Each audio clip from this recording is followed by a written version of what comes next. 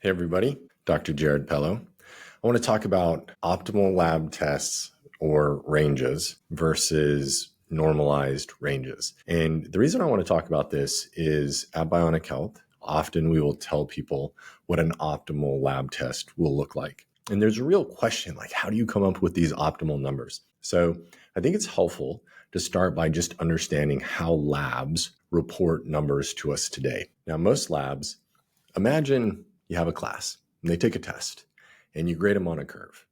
And 95% of people score between 70 to 100. Well, this example is nice because glucose, let's just say glucose normal range is 70 to 100. 95% of healthy people fall in that range. And then you've got 2.5% on one end off the one tail and 2.5% on the other end. Let me show you a graphic to make this a little bit easier to understand. All right, so right here, we've got the 95% falling in here. Now, I want you to think about this 95% of the population. Is that 95% of the population truly healthy?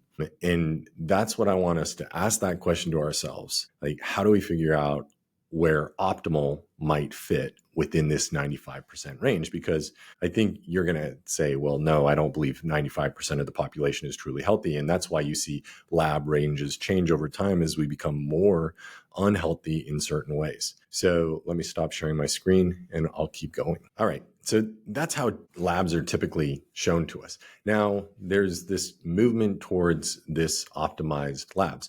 Now, that's not new.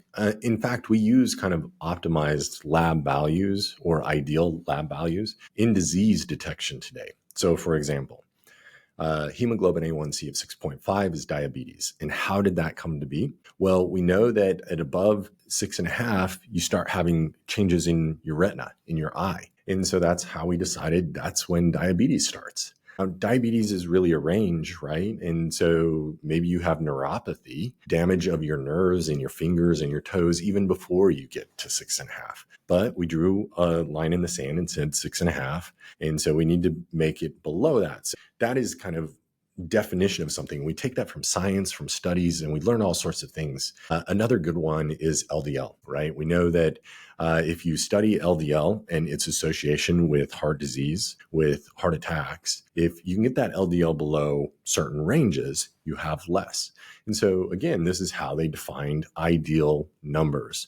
They base it on risk.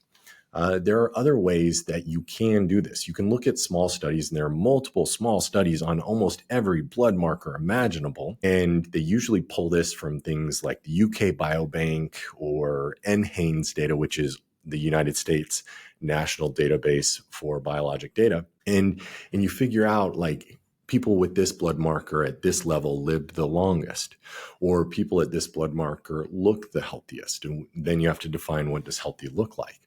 There's different ways to do this. So one way you could do it is you could just look at that curve that we looked at before and say, well, what is somebody right in the middle of the curve at age 25? And even though I'm a 45-year-old, I'm going to call that optimal. And that could possibly be true. The last way that I see people use quite often, and you see startups using this, and even ourselves, we use this sometime. And it's more kind of like the functional health way. And so this is really from experience and from small studies. Or it's possible that you look at statistics and you pick the middle of the range or an age range. And there are all these different ways. So you might go to one functional doctor, you might use something like Function Health.